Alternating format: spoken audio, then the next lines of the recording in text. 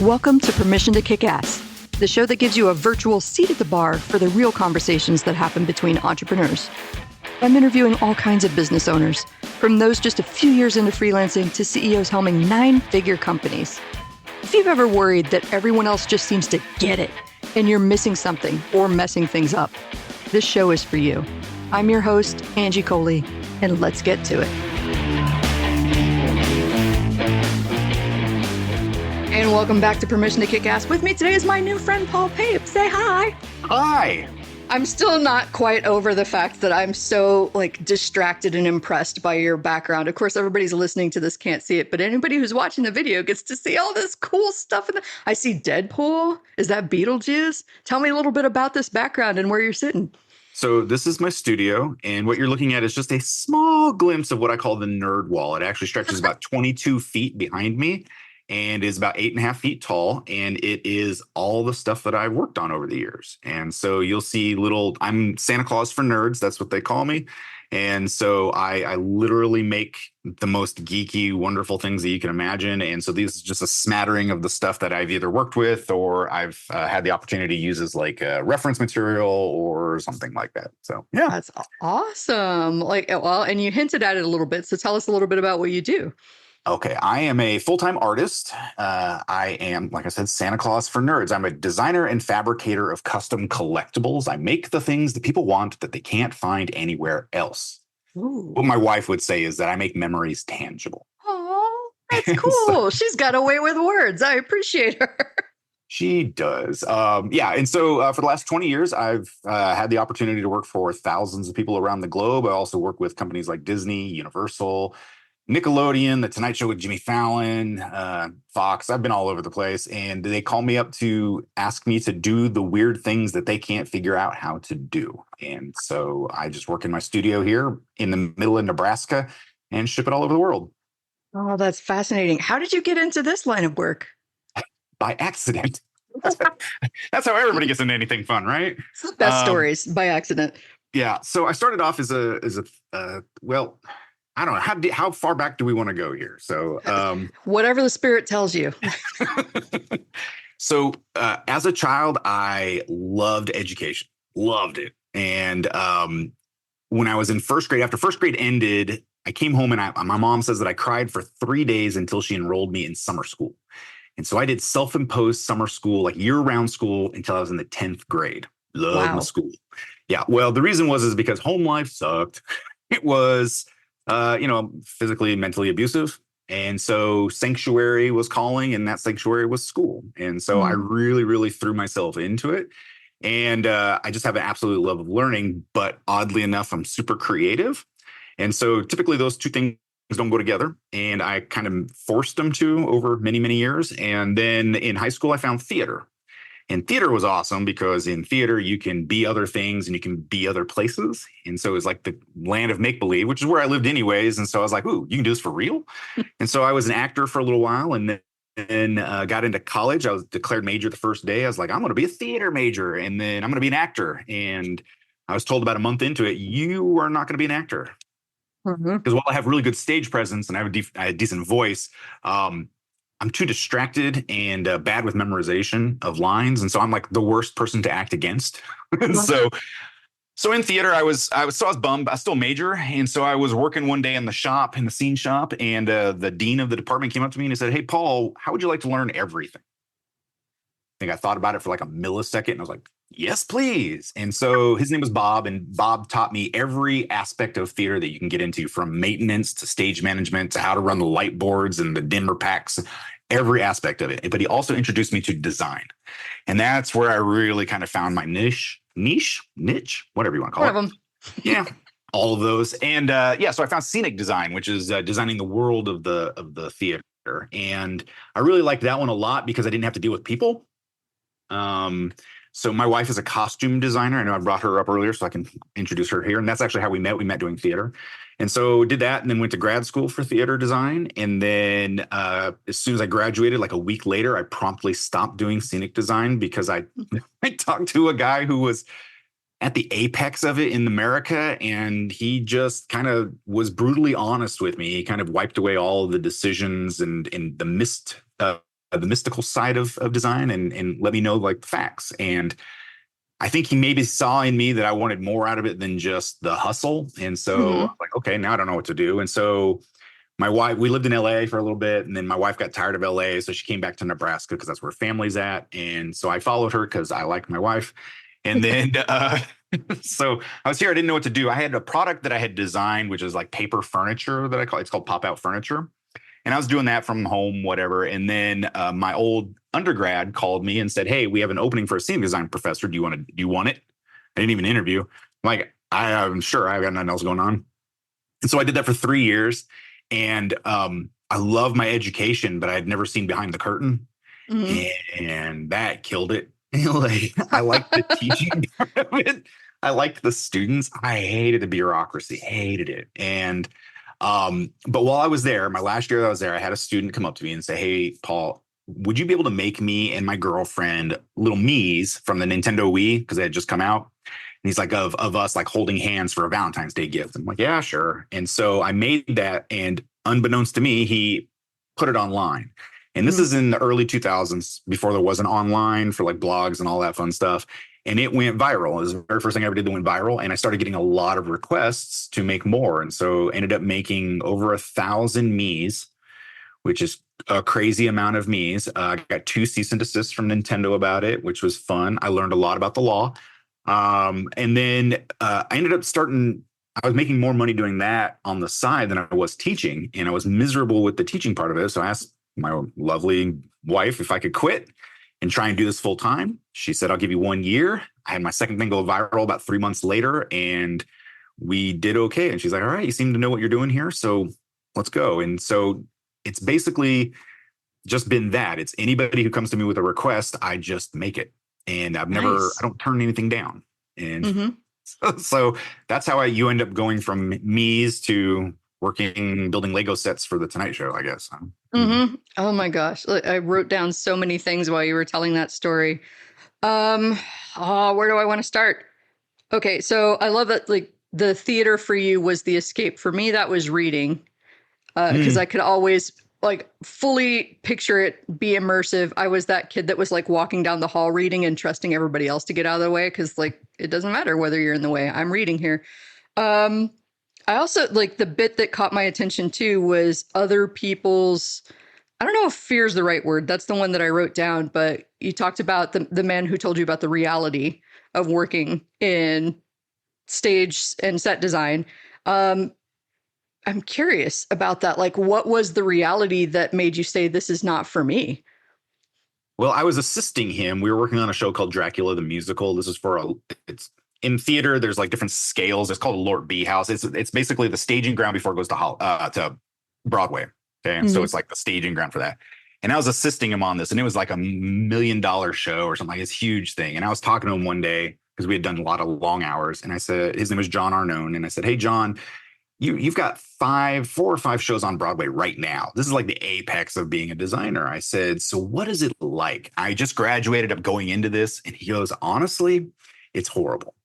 I'm like, Mm. "Oh, can you explain?" He goes, "I live in New York, or I have an apartment that I keep in New York, but I travel 42 to 46 weeks out of the year. And the reason is because theaters don't pay very well." He's like, "You're earning between $2,500 and $5,000 a show, but I have to do so many to stay afloat. But I also have like a team of people that I have to pay to do all the drawings." Says he keeps my boyfriend in my apartment in New York just so that I have a place to stay when I can go home. He goes, if you ever want to like put down roots, if you ever want to settle, this is not the job, because Mm. it's constant hustling.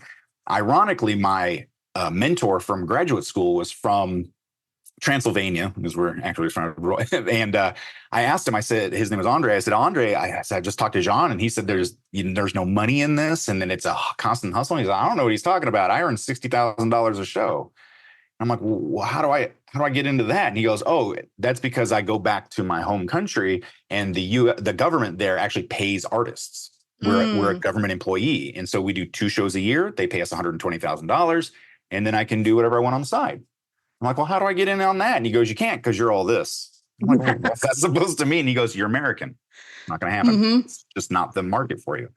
And that was really kind of eye opening for me, because I didn't, I had literally just spent 8 years like just throwing myself wholeheartedly into this design thing. And then I had won awards from the Princess Grace Foundation. I met the Prince of Monaco. I mean, I've done like all these things. I'm good at it, but it was like a anvil had just been dropped. And I'm like, and it's not always about money, but it's that hustle. And I didn't want to have to constantly travel. And Yeah. so I was like, well, okay, what else can I do with all of this information? And I thought, I hate to say it, but those who can't teach. So I was like, oh, okay, I'll become a teacher. But there's more to it than that. And so I'm like, well, I've always kind of mowed my own path. I always like to think outside the box. So I was like, I'm just going to try and do something with this. And really, that's kind of how it evolved. I love that. And thank you for being willing to follow me down that shiny path. Because I think what you said demonstrates so perfectly how there are different realities to doing the same thing. Mhm. And I don't think that that's something that's really talked about enough in entrepreneurship. Like, is literally different structures in place, different ways that things operate in countries. Like, to be able to do 2 shows a year and make 6 figures easy because that's government backed, right? Versus having to hustle for everything in the States. And I'm not trying to like paint any country against each other, but we all know what hustle culture is like in the States, right? It's totally okay to know that that's not the lifestyle that I want for myself. That's not really what I signed on for. But I think we often get so fixated on how things should have been or how we wanted things to turn out that when they hit reality, it's easy to like judge ourselves as having done something wrong when that's just part of the process.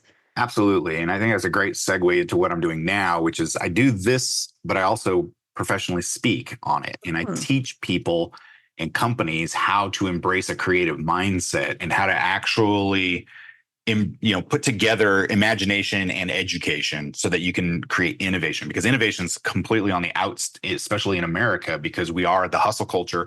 We're about bottom lines. We're about results. We're not about new things. And one of the things, and I actually got into an argument with one of my coaches about this because I embrace failure. I think, and so I said, I'm a failure. And he goes, God, don't say that. It's so triggering. And I'm like, okay, I'm a failer. I said, I just take you out of it. It's like a teacher or a dancer. I'm a failer because you don't learn doing anything correctly. You only learn by goofing up. And so it's only within failing that you actually learn like what works, what doesn't work. And there's always like a nugget inside there that you can always take to kind of move things along. And some of the best innovations in our entire history have been by accident or by effing up. It's really what it comes down to. And so like we have become so conditioned. I've got 3 kids and we're watching them go through school, and the conditioning for not failing is so ingrained in school. Like, because they have to pass the tests, these standardized tests, because it affects the funding. It affects the teacher's career. And it's like, don't fail. Don't get a B because a B is failing. I'm like, what are you talking about? Like a C is an average amount of knowledge, A is an extraordinary amount of knowledge. And everyone just assumes we're going to get this A. And it's like, we're not all extraordinary in everything. It's not going to happen, And it's such a conflict of interest too, to have it structured like that. Yeah. Sorry, keep going. No, you're not wrong. And it's one of the things that I am like I get passionate about because it's one of those things that like we forgot how to be creative. We literally forgot. There's something called the creativity crisis. I don't know if you're familiar with it, but they've been tracking creativity and IQ since the 60s. And they have this pool of people that they have been interviewing, and they use psychologists to test the creative part. They use standardized testing to do IQ. We all are familiar with IQ tests. And what they found is that up until the 1990s, IQ and creative were at neck and neck. They're both elevating. And then in the 90s, IQ kept going, but creativity dipped. And it's down 60% from the 1990s. Holy shit. And the hardest ones affected are K through 3rd grade. Now, if you think about being a child and being creative and using your imagination, that's K through 3rd grade. That's the prime time to be creative. And we're smacking it out of them. We're literally saying, no, you cannot be creative. You have to take this test and you have to pass. And there's so much pressure on little ones. And then like I said, it conditions them that fail is bad. Fail is bad. And I'm doing everything I can, because then you go into the workforce. And if you want to do something different, you want to have, because one of the things I teach corporations is, how to endorse creativity and innovative thinking. And there's three things that you can do. You can pay them more. Nobody's going to do that. You can let them have ownership, which allows someone to take a job, take a task that they have. You say, okay, you're starting here, you're ending here. How you get there, as long as it's within a certain amount of time and you do it efficiently, we don't care. Yeah. That's ownership. And that's one it's really easy to implement. And then the third one is give them time back. If you can complete all your tasks in a really short amount of time, let them have the rest of the time off. The pandemic showed us that there's no need for a 40-hour work week. Yeah. Which I love.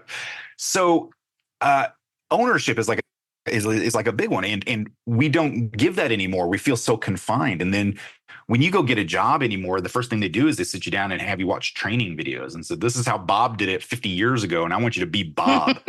But nobody's Bob. It's like, I don't want to try and be somebody I'm not. Like, the tasks are fairly straightforward. And as long as I've got a buddy of mine who works at this company, and he's like, I've become a master of doing my job in an hour and then hiding the fact that I'm on YouTube for 7. Yeah. And I'm like, why don't they just give you that time back? I mean, it's like, leave, your job is done. And he's like, no, because they got to watch over us and whatever. And I'm like, he's taken ownership of his job. So now he's super efficient, but now he's got to fake his way through being slow. And so he doesn't have that fear of failing, which would be losing his job if you're too efficient. That's the funny thing about that too. I got into it with a coworker when I was still in corporate once, because their perspective was like, well, if this is done for you, what do we have to do for everybody else? And I was like, I don't care what you have to do for everybody else. If they can produce at my level, why not give them all that time off too, right? But and I'm not trying to say that I'm superior or spectacular or anything, but just like your friend, if I found a way to do this more efficiently, first of all, can we duplicate that and make everybody more efficient? Second of all, could you not fucking punish me for being really good at this job by adding everybody else's work onto my plate too? God, I got so resentful at that. Yeah, it's a big, huge problem that we're stuck in ways that used to work for like factory production and not for all this work that we do literally in our heads these days. But it didn't work for factory production. I mean, Ford was even the one who invented the assembly line, even recognized that it doesn't work that way. And now that we've gone to more automation and we're allowing machines to do a lot more of our work, which I know sky is falling when you start talking about AI and all that fun stuff, but I embrace it because they are tools. Yeah. And now that we have that, the one thing that we're giving back is we're allowed to have more shortcuts. We can do our work more efficiently because the mundane is being taken over by a machine, because that's really what the machine should be doing, doing repetitive tasks over and over again, so that we can do what we are meant to do, which humans are the only species that we know of. There might be others, but we don't know of them yet, that can be creative. And the true definition of creativity is the ability to have original thought or use your imagination. Machines can't do that, but we can. And so if we can give the mundane over, so that we're not, because like the big problem that we're running into, and especially right now with our markets the way that they are, and everything being so expensive, is that we're not living, we're surviving. And societies really flourish and innovate and become better when people are past surviving and they're living. And we were that for a long time. And then we don't want to name names, but back in the 80s, things got really good for a select few and kept going up. And then the rest of us just kind of started seeing this divide. And now we're back, back in the 30s again, which is funny because we're in the 20s right now, in the 2020s, and we're seeing a replica of what happened in the 1920s. Is there's this huge divide between those who have and those who don't. And so a majority of us are surviving. We're not really living. And giving over some of that technology, giving over some of the mundane to those tasks, allowing our bosses to be like, you can work from home because we know that you're going to get the work done. Because we know you can't because of the pandemic. And then you have more time. Then you can actually go get another job if you had to, because you're not being paid enough in your current one. And then that way you can not just survive, you can start to actually live, or, start paying you worth what you're worth. Like if they're going to start piling on more work like they did for you, they should compensate accordingly. But a lot of companies, I was talking to Fortune 500 company the other day, and they're like, we have cut so much because we're not making as record profits as we want to be. And so now we're cutting all of our employees. And so now our employees are having to take on more and more responsibility. And I'm like, oh, that's great. So you're compensating them for that. And they're like, no, we just know that they'll do it because if they don't, they'll get fired. I'm like, what's That's then the horrible. motivation? And if you notice with Gen Z or the Alpha Gen, they're like, why should I work so hard for someone else to get rich? Yep. And they're just like, Exactly. I'm not gonna. I freaking love these kids because like this is beyond work-life balance. It's like, why the hell am I doing this if I don't even make enough to live? I'm gonna go Correct. find another way. And I think Yeah. that's why there's like, of course, I'm somebody who is older on the TikTok, but I totally identified with all the creators on TikTok about this government reaction to we need to ban it. And I'm like, well, might as well ban all this freaking cell phones, by the way, which are made from the government that you claim is spying on us via TikTok. But there are a lot of people who have found a way to create small businesses and connect with each other and lift up pieces of their community without going the traditional corporate path, the traditional university path. And it's so funny that you brought up education because a lot of people find it surprising when I tell this story. I have a graduate degree. It's a hybrid creative business degree. And it means I have a specialized expertise in turning ideas into assets, right? Nice. And into a business. And I hid that about myself for a long time when I joined the world of marketing. I don't know, I had a weird disconnect. And also, my least favorite, my most hated class was entrepreneurship. We actually had a class called entrepreneurship. And you want to know why I hated that? I couldn't figure out how to get an A. Why? Couldn't figure out how to do it. There was no clear steps. She would come in every week with a weird assignment. Well, not a weird, just an unspecific assignment. You are this company. You are trying to get funding from this VC. Go make a presentation. What do you mean by that? How long does the presentation need to be? Are there specific elements? Like, I wanted the checklist to get the win. And I think so many of us are still in that mode as we enter this entrepreneurship space of like, where's my checklist to winning this? Surprise! Just like I learned in entrepreneurship, there is no A. You just got to do the best you can with what you've got and figure it out along the way. And then, of course, 15 years after the fact, I'm like, man, everybody should have a class like that. She actually came in one night and it was evening classes because we did like full-time internships during the day and night and evening classes for this. And it was in the entertainment industry. So I spent some time in Pittsburgh and some time in LA doing that. She comes in one night and we've got the same groups and teams that we were in all semester long. And she hands each group $50 and says, using this money and only this money, go make me more money. You are not allowed to add your personal money to this, but you are allowed to reinvest your earnings from this back into the business to grow it. And by the way, the team that makes the most money at the end of 2 weeks wins all of the money. Good luck. And just like dismissed us. And that was the parameters. And so I think this is relevant to what you're talking about because we were grade A overachievers, like in every sense of the word. We figured out that there was no food in our hall. So like I'm being a pastry chef's daughter, I'm baking snacks that we can sell. We're holding art classes. Like we did all of this work and we generated, I think like $400. Not bad for broke grad students. The winning team generated about 500, I want to say. They took their $50 to a local restaurant, bought a bunch of food, came back and sold it, bought more food, and just repeated every lunch period for those 2 weeks. And I was like, they took our idea and they did it so much better. Or they probably had it independently of us too, but like just showed me in one fell swoop, like it doesn't have to be as hard as you think it has to be. There's going to be a learning curve and you're going to mess up a lot of stuff, but like don't associate how hard you work with how successful you're going to be. I don't know. My favorite expression is, what do they call the guy who graduated last with his MD? Doctor. I actually, a high school English teacher went, D is for diploma. Just pass. It's okay. And that's the I think a hard lesson for anybody to learn is that you're not going to be great at everything, and that's okay.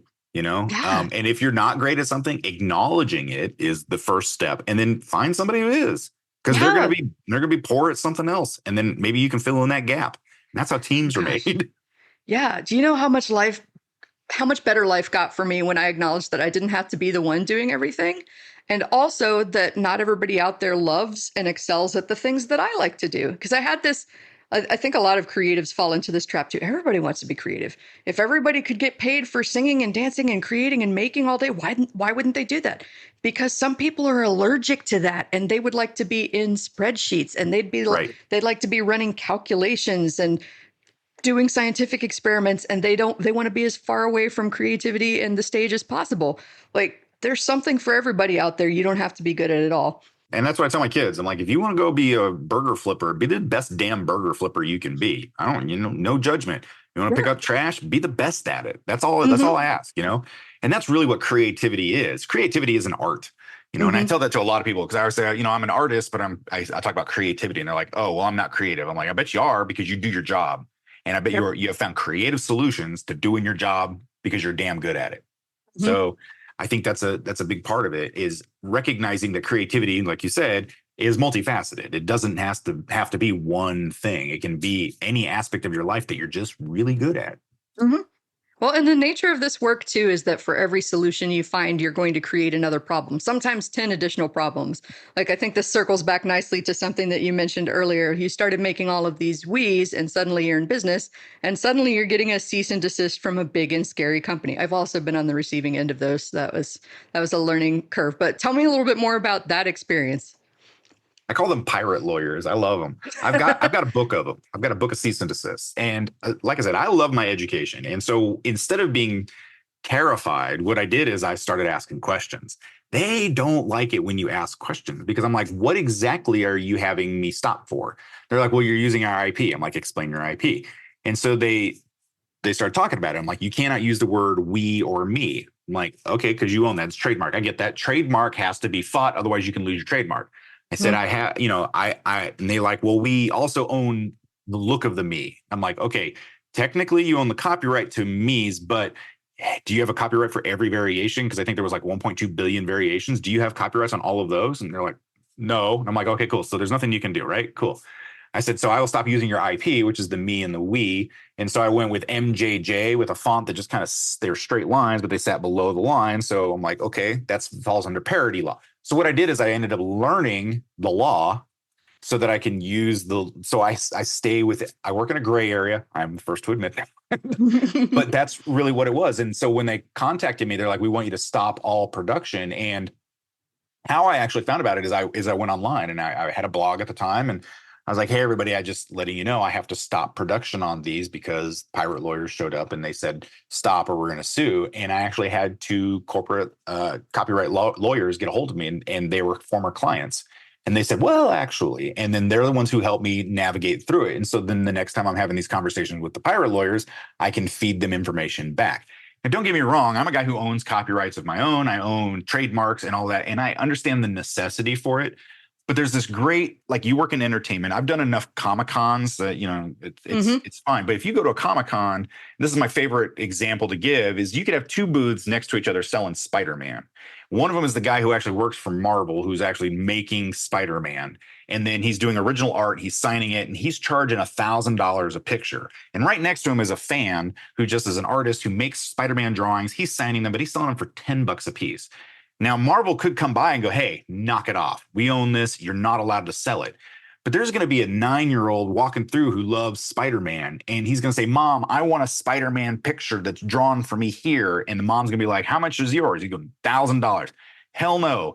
Next guy, how much is yours? $10. Sold American, and I think that's a big part of it, because if Marvel stomped on every single one of them, if everyone enforced their copyright to the extent that they should, then what happens is you kill all fandom.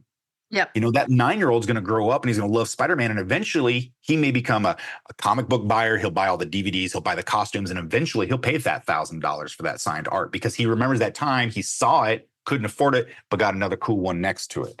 And that's really what copyright is. Like, if we truly enforced every bit of it, there would be no Comic-Cons. There'd be no Halloween. We would be so, and now you watch movies. I watched their first Wonder Woman and I was sitting next to my wife in the theater, and they did this like long, shot on the shoe and the armband. And my wife is like, what? That's the weirdest shot. I'm like, that's the cosplay shot. They're doing that on purpose so that cosplayers can pause it there and know exactly what it's supposed to look like. And that's the important. And so it's about knowing the law and that kind of stuff. So that's what happened with the cease and desist. And I've had some from Blizzard, Activision. They were probably more stodgy than Nintendo ended up being. But if you know the law enough, while we do work in the gray areas, you can still get away with a lot of it. Mm-hmm. So I'm curious, how does this relate to, okay, so I have a little bit more background information on you than the listeners perhaps, but I know before we started recording, you were telling me a little bit about Disney Yep. and the situation with that. Is that the same kind of situation, something different? No, I'm actually hired by Disney now. Mm. And they hire me to make things like interesting one. Are you a Star Wars fan? My So sister and brother are huge Star Wars nerds. okay, so I do this thing called custom carbonites, which is people frozen in carbonite and make it look like them.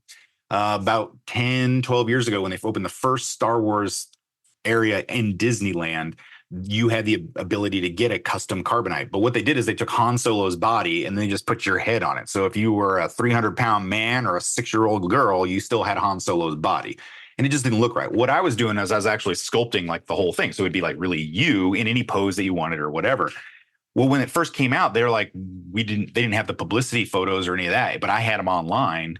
And so they're like, hey, can we use yours until we get enough? And so they're publicizing their custom carbonites using my photos from my custom carbonites for that. And so I'm like, well, yeah, technically you own it. So sure. But nowadays, I actually do projects for them. I've actually created custom action figures for the head of Disney animation, Disney home animation. There's a retirement gift. I'm like, you guys are the Imagineers. You can make an action figure. They're like, yeah, but you can make one better. I'm like, oh, okay, cool. And then recently I just worked on something for it's called The Creator, which was a movie that came out with androids in it. And they wanted headphones for a publicity giveaway type thing, but they wanted it to look like people had holes in their heads. And they weren't sure how to do it because that's what the androids have. They have the giant hole, and that's how you know that they're robots. And so they called me up and they're like, we don't know how to do this. And I'm like, I worked for a magician for a while. So I'm like, oh, we could do infinity mirrors on either side. And so when you look through it, you just see a light path that goes forever on both sides. And they're like, wow, that's awesome. And that's really where education comes into play. And so, yeah, because if you know enough about enough of different things, then, your brain will put A and B together to create something innovative. And I work with Disney for that. I've worked on Teenage Mutant Ninja Turtles for Nickelodeon. Even though I make custom TMNT figures for people, they actually hired me to use those same skills to create products for them to sell. And then most recently, there's a movie called Death Becomes Her, which came out in the 90s, stars Bruce Willis and Meryl Streep and Goldie Hawn. And it's the one where it's okay. So you're familiar with it. I love that Broadway. It's going to Broadway. And so they contacted me because I sell the vial and the egg and the Ankh box and the wood box that goes with it. And I'm the only one who does. And I actually managed to get all the designs because they sold them in auction. And the people who bought them came to me and said, reproduce it because we don't want to put this really expensive thing out, but we want the replica in there. So now I have all the designs. And so they came to me and they said, hey, we'd love one of your vials so we can use it for publicity. I'm like, okay. And then the design team's like, you've got all the other parts that we need to recreate. We could spend thousands of dollars and hundreds of hours figuring it out, or we could pay you to give us the plans. And so I'm like, yeah, sure, do that. And I'm like, I just want to be in the program and then, get paid. But I had a friend who works in the industry and he's like, how can you own the copyright to something that is owned by another company? And I'm like, because I designed it, it's not 100% the original. It's different enough, but it looks so close. And I'm actually working for the company that made the movie. Like they created the contract to hire me to give them the thing that they already owned because they didn't want to have to do the work. So I don't know. But they recognize the talent in that. Like, why spend the time to reinvent the wheel? The original designs are gone. They're lost. They're, they're in the ether somewhere. And so they're like, well, let's just take a fan and then elevate that up or give them the money since they've done all the work. And that's really where it comes from. Oh, that's fascinating. Well, and I mean, the cool thing about all of this is like, it sounds fantastic. It sounds so much fun. You're making me want to take some sculpting classes and get back into my artwork. How was the progression like for you along this path? Because like, as we've been talking about it on a superficial level, obviously we've only got an hour to talk, right? It sounds like it was like, well, I discovered the me thing and then raw, but I know that that's not the case. Like, what was it like actually building this thing, and what were the rough patches? Well, okay, first thing, I believe in bending, not breaking. Don't be so rigid in what you think you need to be doing that you get broken when you don't get to do it. Mm. I bend. And so people would ask me, hey, Paul, can you make this? Yep. Okay. How are you going to do it? I don't know. I'll figure it out. And I think that comes from a curious mindset. It comes from having a lot of, like, again, that education. It's like learning all these different things. And then, but being able to use my imagination to imagine the potential. And what a lot of people forget is that when somebody comes to you with a request, they've given you the solution. They're like, here's the answer to the problem. How do we get there? And that's all you have to do is you're like, oh, okay, you want this thing. All right, well, I like hold the TARDIS right here. There's a TARDIS ring box that I'm making. I'm like, okay, you want a TARDIS? You want it to be a ring box. Okay, you want it to be hidden. So I got to figure out how to make a ring be inside here that's hidden, that you can't see it, but it looks like a TARDIS. You know, it's working the problem backwards into tiny chunks. And so when it was the Mii's, it's like, okay, sculpt all these different Mii's. Well, the good thing was I had a Nintendo Wii, and so I could look at all the different figures and be like, all right, I can figure that out. But then somebody's like, well, I want an Xbox avatar. Well, that's similar. Okay, now I'll go buy an Xbox and I'll go look at those. And then it became, well, can you do wedding cake toppers? Well, what about World of Warcraft? What about that? And it was just, oh, okay, let's do that. Now I want to propose. I love Harry Potter. Can you make a sorting hat ring box? Sure, I can do that. And it's just bending to here and to here. And if I was rigid in it, I started off making sculptures of people in the meat. Well, who uses a Nintendo Wii these days? I think it's gone since 2009, you know? So my business would have been dead. But instead I'm like, well, what else can we do? And it's always this bending in the wind to kind of get where you need to be. And then eventually you look back and you're like, look at this skill set. This is a crazy amount of skills that I've got to do these silly things. And I mean, I love prop building, and you know, along the way, my dad used to teach me when I was a kid. He's like, whenever you take on a new project, buy one tool. That's your reward. You get paid, but buy yourself a tool instead of going out and buying all the tools that you need to do everything right at the beginning because that's too expensive. Find a job. You're like, oh, I don't know how to do this one. I want to buy one thing for it. So you did, like today, I had to cut a bunch of pipe. I went out and bought this pipe cutter. So now I got this tool. It's going to last me forever because I needed it for one job. But now I could be like, oh, I need to do something where I can cut pipe. Yeah, sure. I've got that tool already. And that saves me some expenses. And that's that bend. That's that going with the flow rather than being rigid. And this is something that businesses need to learn as well, is like, as long as you're willing to stay super rigid, accept that it's going to end. It's going to fail. You need to progress. And they do a lot of, well, we do these think tanks or we'll do these focus groups and all this. And I'm like, you're not thinking far enough out because all you're doing is giving yourself an incremental, you're moving the finish line this much further instead of trying to get to here. Like we're trying, you know, if you want to blaze new ground, you got to start a fire. I think that's the only way blazes happen, you know, and you've got to really embrace that.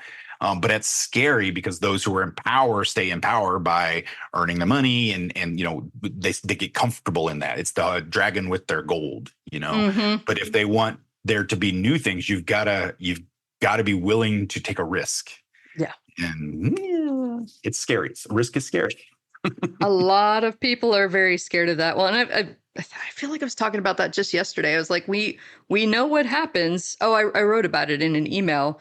Said, you know, refusing to be open to doing things differently, refusing to listen to your people is how behemoths go bankrupt. And then I remember typing, Adobe,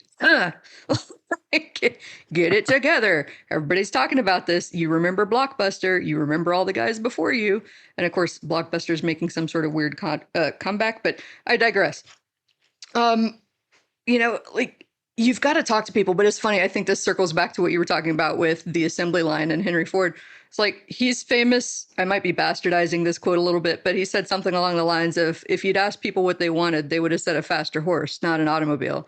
So I think that ties in perfectly to what you were saying with, like, you got to listen to your people. I think you should listen to your people. And also you got to trust your gut and your vision and find that balance and be flexible. That's fantastic. Absolutely. And the other thing that you said that I really wanted to highlight for people, because damn it, just start doing this. Make it part of your practice. I did it in an exercise in a mastermind this morning, and it was fantastic. Look back on how far you have come. Stop only looking forward to how much left you have to do. That is so demoralizing. Like, you just constantly get overwhelmed and sad by, like, oh, look at how much further I have to go. until I get to where I want to be. Like, no, turn around and look back and pay attention to the people who are behind you, looking at you as their next goalpost and going, oh my God, I want what Paul has. Oh my God, I want what Angie has.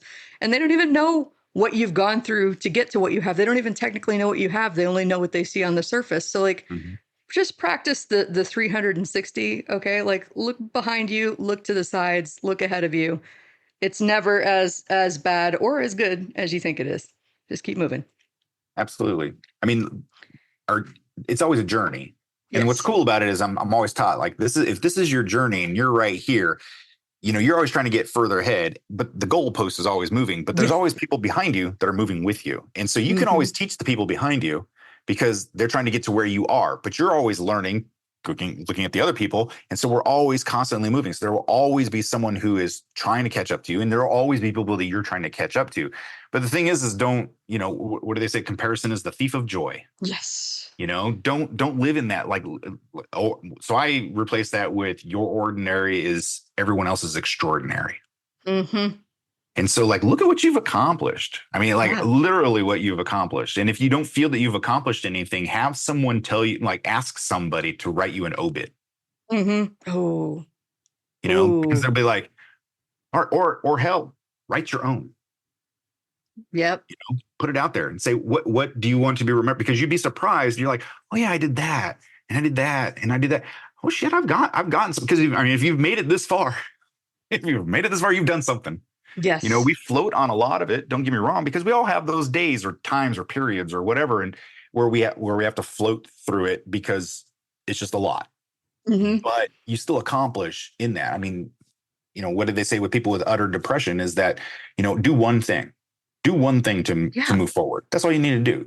We get a lot of fear and trepidation by seeing a finished product. Like the Tonight Show called me up and they're like, hey, we need a singing, dancing robot in 4 days.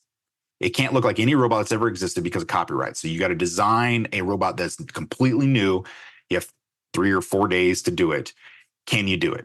And the answer is always yes, I can. And then figuring it out. Now, I could absolutely have been just, stopped dead in my tracks by but instead I was like, okay, what does it really need to do? What is in breaking it down? Instead of looking at things as the finished product, whenever you're building or designing something, we start with that goal. We already know what the answer is, but don't look at it as a whole. Look at it as all the different parts that go into it. And then you're like, oh, well, these are just incremental steps to get to this whole. And then you put it all together at the end. And that's a lot easier for us to acknowledge. When you're depressed, do one thing, because that one thing will lead to the next thing. And eventually you'll progress your way out of it. And it's the same with any challenge that you encounter in your life. Yep.